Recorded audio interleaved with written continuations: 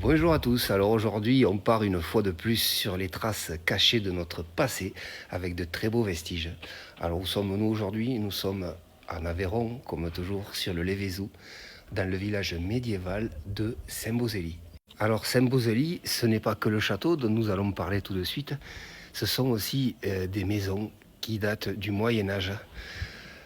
Pour certaines très belles, car ici, au Moyen-Âge, c'était un village assez riche de par l'extraction du grès, des carrières de pierre de grès, car beaucoup de bâtiments étaient construits en grès aussi.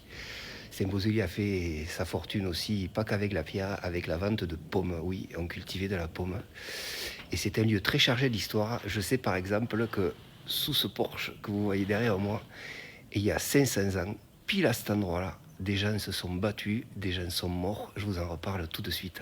Alors en premier, quand on se balade dans les ruelles et qu'on regarde quelques façades de maisons, on comprend bien qu'on n'est pas dans un lotissement, que ici ça date vraiment. Alors comme je vous l'ai dit, il y avait de belles maisons.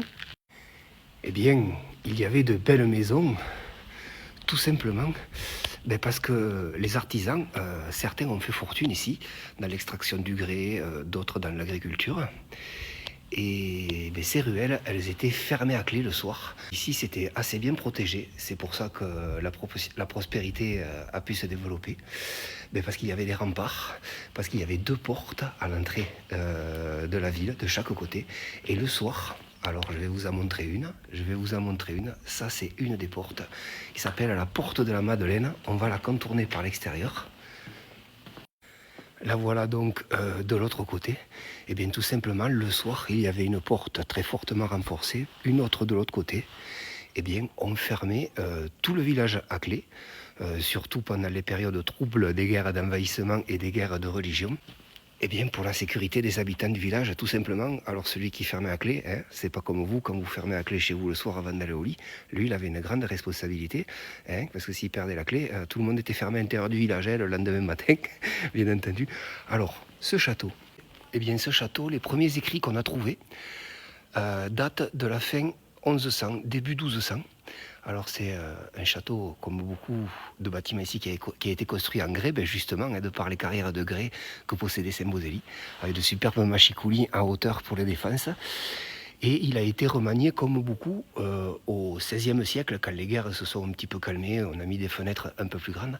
Alors cette porte, c'est un lieu chargé d'histoire, parce que pendant les guerres de religion, où les catholiques et les protestants se sont affrontés, ici, c'était un lieu protestant. Le seigneur de Saint-Bosély était protestant. Donc, un petit matin de 1578, des catholiques sont arrivés armés et en courant, habillés comme à l'époque, et se sont jetés contre la porte, bien sûr, qui avait été fermée pour la sécurité des habitants.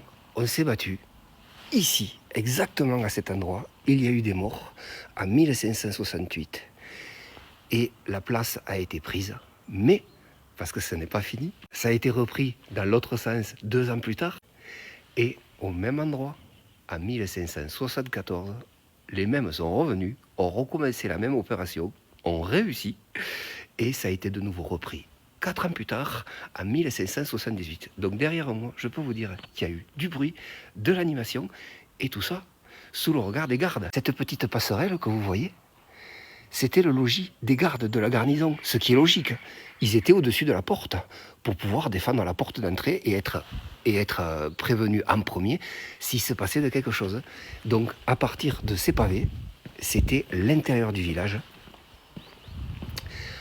avec le château, les machicoulis et les gardes qui surveillaient. Vous ajoutez à ça quelques bruits de pas de chevaux, du bruit des gens qui parlent, de la fumée, parce qu'il y avait beaucoup de fumée, on faisait tout par le feu avant, la nourriture, se chauffer, le bruit et les odeurs de la fumée. Et bien vous êtes à Saint-Bosély, il y a plus de 500 ans. Et maintenant, on va faire exactement le même chemin que les gens, il y a 700 ou 800 ans, qui rentraient dans le village et qui rentraient dans le château, en passant sous les blasons de la famille propriétaire du château. Une magnifique porte, très solide. Voilà, et on peut voir du coup un petit peu plus l'architecture intérieure.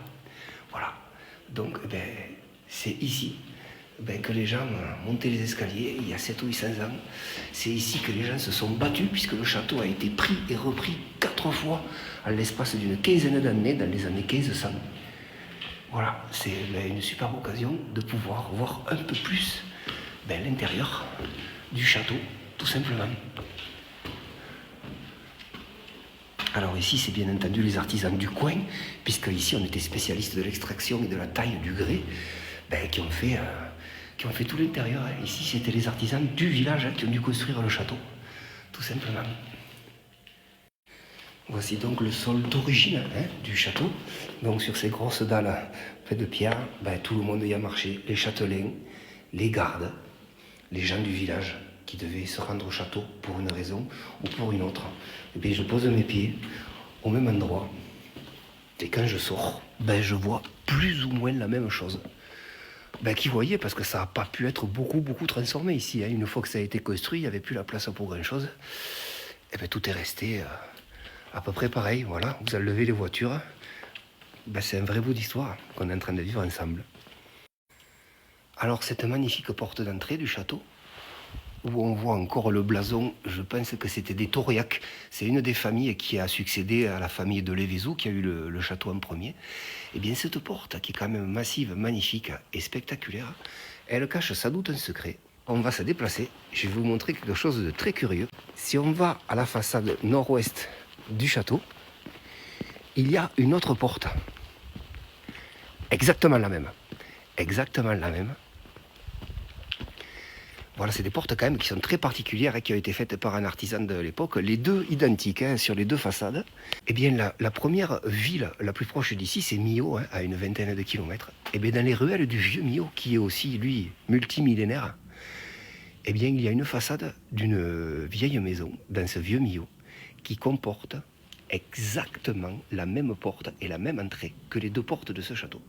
Donc, il y avait un lien, mais personne, il n'y a pas de traces. Il n'y a pas d'écrits qui sont restés, donc ça reste un mystère. Alors comme je vous l'ai dit, la période trouble a duré bien longtemps, donc il fallait bien se défendre. Donc en haut, le château est équipé de machicoulis qui pouvaient servir pour la défense, des choguettes qui sont percées d'ouvertures petites, qu'on peut voir, pour pouvoir effectuer des tirs à l'arc, à l'arbalète ou d'autres armes de cette époque-là. Alors on va continuer, on va contourner le château. Alors là, on est dans les mêmes ruelles que les gens empruntaient il y a 7 ou 800 ans, puisque le château va tout doucement sur ses 1000 ans. Donc par derrière, on peut rentrer dans le parc du château. Alors ça, c'est l'église paroissiale de Saint-Beauzély. Alors elle, la première mention qui a été faite de cette église, c'est 1082. On a retrouvé des écrits de 1082 au sujet de cette église. Donc c'est un ensemble qui est cohérent et ça donne une très bonne occasion d'avoir tout à côté, l'église, le château, comme à l'époque. C'était la vie des gens, les châtelains, les maisons du village. On venait prier. Là, on a une bonne idée et une belle vue de à quoi ressemblait la vie avant, parce que là, tout y est et tout est à peu près de la même époque.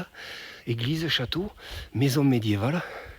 Voilà, je suis donc au pied de l'église et on peut voir que les fossés qui ont été creusés, on voit l'architecture de l'époque, les fossés qui ont été creusés tout le tour de l'église, les murs des fossés épousent parfaitement la forme des tours. Et voilà, c'était un sacré travail tout ça pour les artisans de l'époque, mais il y avait beaucoup de spécialistes justement à Saint-Beauzély dans le travail de la pierre. Alors maintenant qu'on a cherché un peu dans l'histoire et qu'on a tous ces renseignements, qu'on a parlé un peu de l'église, qu'on a parlé un peu du château, qu'on sait que les gens ici travaillaient beaucoup la pierre, vendaient aussi des pommes, il n'y a qu'à ouvrir les yeux, et on la voit la ville d'ici. Comme je vous disais tout à l'heure, ici les gens venaient prier, les châtelains étaient ici. Vous entendez le bruit des charrettes qui passent chargées de pierres de grès,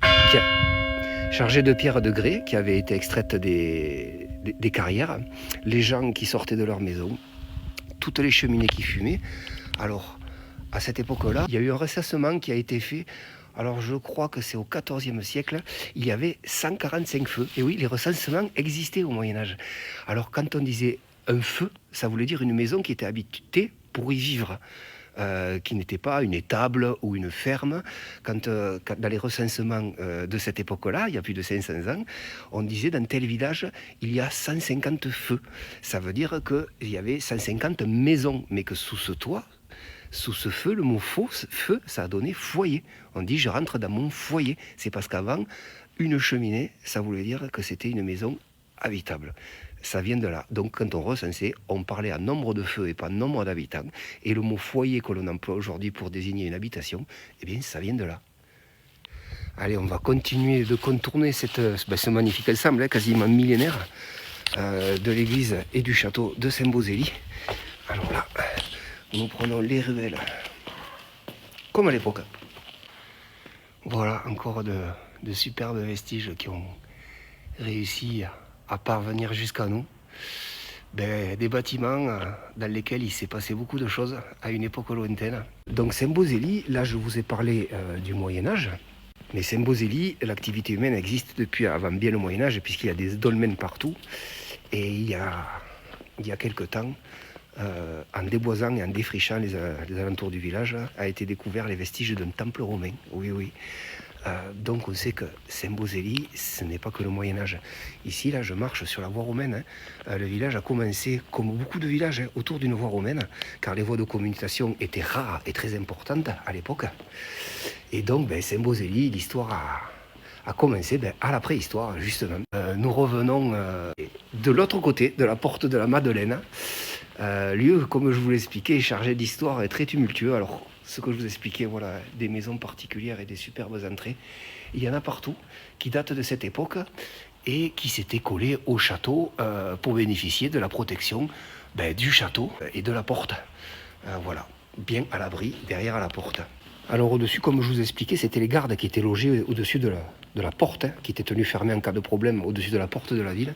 Et on voit très bien que c'était vraiment une partie à usage militaire, parce qu'il y a les trous, tout simplement, il y a les trous pour laisser passer les flèches des arcs et la petite fente pour pouvoir viser avec l'œil.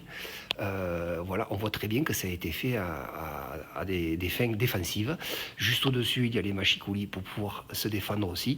Et contre les machicoulis, je ne sais pas si vous le voyez là-haut, il y a aussi des ouvertures pour pouvoir passer la flèche et viser les assaillants. Alors là, c'est côté intérieur du village, une fois qu'ils auraient pu enfoncer la porte, par exemple, pour leur tirer dans le dos, tout simplement.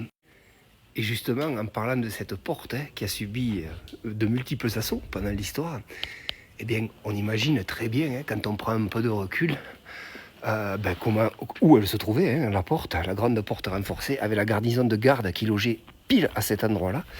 Mais si on se rapproche des murs, eh bien, on voit encore des vestiges de la porte. Alors, ça, c'est du costaud. Il y a un gond ici. Ça, c'est peut-être une barre qui servait à enficher une barre une fois que la porte était fermée, je ne sais pas. On voit qu'au niveau de la porte, il y a encore des vestiges de cette dernière, de cette porte. Avec bien sûr les fontaines qui datent du Moyen-Âge. Ici, c'est pareil, vous pouvez vous imaginer. Alors oui, là, on est sur le Lévézou, en Aveyron, l'hiver, c'est pas la même. C'était pareil pour les gens à l'époque du Moyen-Âge. Ils venaient faire leur linge, remplir l'eau dont ils avaient besoin ici, parce qu'il n'y avait pas l'eau courante dans les maisons, bien sûr, il fallait sortir de la maison. Et l'hiver, les gens, ils affrontaient ça. Voilà. Et quand ils rentraient, qu'ils avaient bien eu froid, ils n'avaient pas le chauffage électrique qui les attendait dans la maison. Cette fontaine, elle a vu tout ça. Alors, je vais en profiter pour vous faire voir un autre vestige. Alors, plus récent celui-là. Alors, avant, Saint-Beauzély, la voie d'accès principale, c'était ici. Elle traversait le village. Maintenant, ils ont fait un contournement pour que le village puisse respirer, être un peu tranquille. Mais à l'époque où il n'y avait pas le contournement, dans les années 50, 60, c'est ici que tout se passait. Et donc, il y avait des hôtels qui ont fermé, maintenant qu'il y a eu un contournement fait par la route. Eh bien, à côté de l'hôtel, il y a encore la pompe à essence, qui doit dater, je ne sais pas. Voilà, vous l'avez la date.